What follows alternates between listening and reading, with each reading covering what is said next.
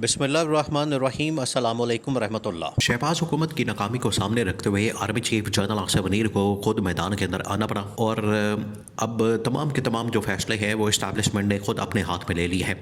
वो चाहे पाकिस्तान के अंदर इस वक्त सिक्योरिटी का मामला हो, पाकिस्तान के अंदर सियासी मामलात को मैनेज करना हो, पाकिस्तान के अंदर मुआशी सूरत हाल को देखना हो, आलमी सतह के ऊपर सफारती मामलात को देखना हो, तमाम के तमाम महाजों के ऊपर एक किस्म का army chief general Asif Munir बजाते खुद जो है मोर्चा बंद हो चुके हैं और उन्होंने मोर्चा संभाल लिया है और हुकूमत के ख़िलाफ़ महाज खोल दिया है हुकूमत के ख़िलाफ़, क्योंकि हुकूमत जो है वो किसी सूरत भी अपनी कारकर्दगी दिखाने में बिल्कुल भी इंटरेस्टेड नज़र नहीं आती, बिल्कुल भी उनकी दिलचस्पी नज़र नहीं आती। और हर महाज के ऊपर नाकामी के बाद, हर महाज के ऊपर शर्मिंदगी के बाद, हर महाज के ऊपर फेलियर के बाद इस्टेब्लिशमेंट को बचाते खुद मैदान के अंदर आना पड़ा। उसके पीछे दो तीन वजूहात हैं जिनको समझना बड़ा ज़रूरी है ताकि इसकी अंडरस्टैंडिंग हो सके कि आखिरकार ये मामला क्यों इतना बिगड़ गया है। देखिए, पाकिस्तान के अंदर जब से रजीम चेंज ऑपरेशन हुआ है, इमरान खान की हुकूमत को निकाला गया है और उसके बाद इमरान खान को पाबंद सलासल किया गया है, इमरान खान को जेल में डाला गया है। वो दिन है और आज का दिन है पाकिस्तान के अंदर सूरत हाल बेहतर नहीं हुई बल्कि मज़ीद बिगड़ती चली गई और मज़ीद बिगड़ती चली जा रही है। उसमें कोई ब्रेक नहीं लग रहा, वो मामला कहीं रुक ही नहीं रहा और उसके अंदर किसी किस्म का बेहतरी का चांस भी नज़र नहीं आ रहा। इस हुकूमत के आने के बाद और इमरान खान को जेल में डालने के बाद, इमरान खान को पाबंद सलासल करने के बाद इसके अंदर रत्ती बराबर भी तब्दीली नहीं आ रही और मज़ीद बिगाड़ पैदा होता चला जा रहा है और मज़ीद हाथ से मामलात निकलते चले जा रहे हैं।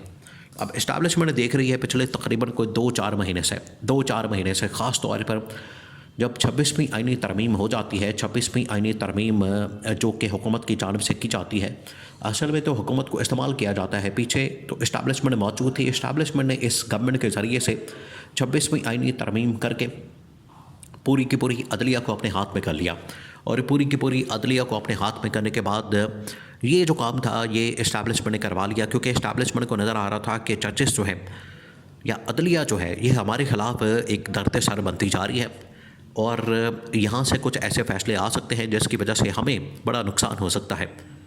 तो गवर्नमेंट का जो एक आखिरी काम रह गया था, जो इनसे करवाना मकसद था, वो इन्होंने करवा लिया।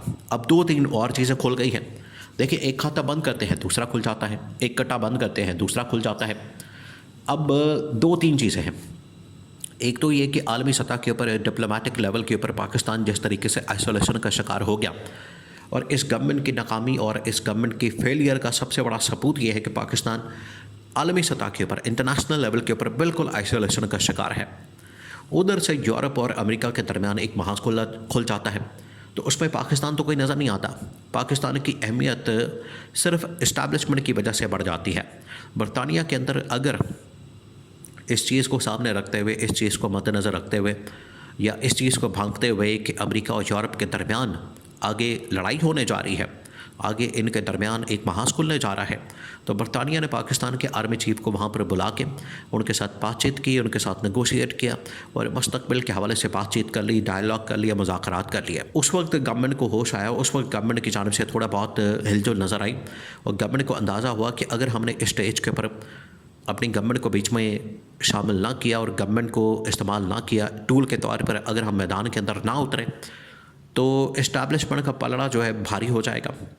और वैसे भी अब जो इंटरनेशनल लेवल के ऊपर सिचुएशन बन चुकी है उसमें या तो सिक्योरिटी फोर्सेस चाहिए या तो फ़ौज का किरदार होगा वहाँ पर, अगर यूक्रेन के अंदर फ़ौज भेजनी है या फिर असला वगैरह का काम होगा। तो दोनों जो काम है वो तो इस्टेब्लिशमेंट से मुताल्लिक़ है, तो गवर्नमेंट तो किसी सूरत में बीच में आ नहीं सकती। इन्होंने इसहाक डार को ज़रूर भेजने की कोशिश की कि वो बरतानिया का दौरा कर लें या अमेरिका का दौरा कर लें, वहाँ पर चले जाएँ ताकि हमारा भी कुछ बीच में हिस्सा पड़ जाए, हमारा भी बीच में कोई किरदार हो जाए, हम भी कह सकें कि ठीक है हमने भी बड़ा काम किया है। और जिस तरह से शहीदों में अपना नाम लिखवाने के लिए उंगली कटवा देना, तो आप कह सकते हैं कि शहीदों में हमारा नाम आ गया है।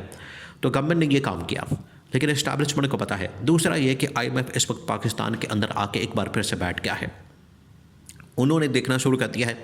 अब ये 2 बैनुल-अक़वामी इदारे जो है या 2 ताकतें या आलमी सतह के ऊपर जो महाज खुला हुआ है, एक तो खुला हुआ है वो ये वाला कि जो यूक्रेन के साथ जंग हो रही है रूस की, उसमें यूरोप इस जंग को सपोर्ट कर रहा है और जंग जारी रखना चाहता है। दूसरी जानिब अमेरिका है, अमेरिका जो है इस जंग को ख़त्म करना चाहता है, अमेरिका इस जंग को रोकना चाहता है। और पाकिस्तान अब किस तरफ खड़ा होता है? इस्टेब्लिशमेंट का तो फैसला बड़ा क्लियर नज़र आता है। इस्टेब्लिशमेंट का फैसला जो है वो बड़ा इस वक्त क्लियर नज़र आ रहा है कि इस जंग को शुरू करने में, इस जंग के अंदर जो अमेरिका ने अपना किरदार अदा किया, अमेरिका ने जो लोच तला, पाकिस्तान भी उधर ही चला गया।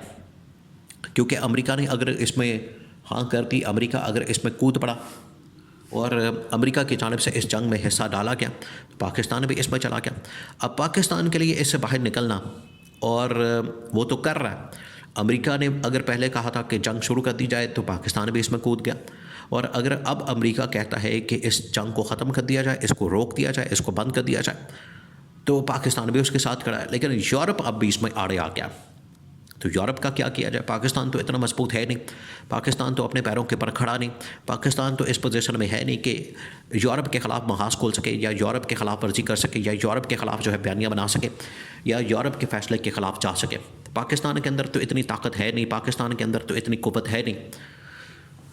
तो जब हुकूमत को ये टास्क दिया गया, जिम्मेदारी दी गई दो चीज़ों के हवाले से, कि एक तो आप इस मामले को रिजॉल्व करें आलमी लेवल के ऊपर, आलमी सतह के ऊपर, ये उसको भी नहीं कर सके।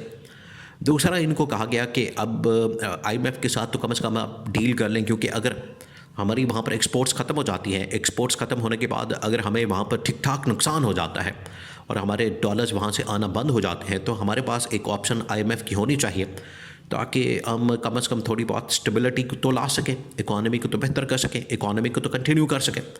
वरना अगर यूरोप के साथ हमारा मामला बिगड़ जाता है, तो वहाँ से जो रेमिटेंस आता है, रेमिटेंस भी आता है, एक्सपोर्ट्स के पैसे भी आते हैं, वो तो सारे बंद हो जाएंगे। तो हम क्या करेंगे? तीसरा ये कि IMF के साथ डील करें, और चौथा ये कि सिक्योरिटी की सिचुएशन में पाकिस्तान की गवर्नमेंट को ये कहा गया कि आप अफ़गानिस्तान के साथ डील करें, उसमें भी ये नहीं कर सके काम, जिसकी वजह से इस्टेब्लिशमेंट तो इनसे बड़ी तंग आ गई है। और हुकूमत को अंदाज़ा हो गया, हुकूमत को पता चल गया है। इसी वजह से देखिए हुकूमत ने हाथ पैर मारना शुरू कर दिए हैं। और ऊपर से इन्होंने जो मोहसिन नकवी के ऊपर प्रेशर डाला, और मोहसिन नकवी के ऊपर जो है इनकी जानिब से जो प्रेशर डाला गया चैम्पियंस ट्रॉफ़ी के बाद, चैम्पियंस ट्रॉफ़ी में पाकिस्तान की नाकामी के बाद, पाकिस्तान के हारने के बाद, तो मोहसिन नकवी ने इस्तीफ़े की धमकी दे दी। वहाँ से मज़ीद हालात बिगड़ गए, इनके दरमियान तनाव, टेंशन, और इनके दरमियान जो है सूरत हाल बिगड़ गई। तो इस्टेब्लिशमेंट किसी सूरत नहीं चाहती कि हमारे बंदे के ऊपर हमला किया जाए, या हमारे ऊपर हमला किया जाए, या पाकिस्तान के मफादात के ऊपर हमला किया जाए। तो ये क्लियर पैगाम जो है इस्टेब्लिशमेंट की जानिब से गवर्नमेंट को दे दिया गया है।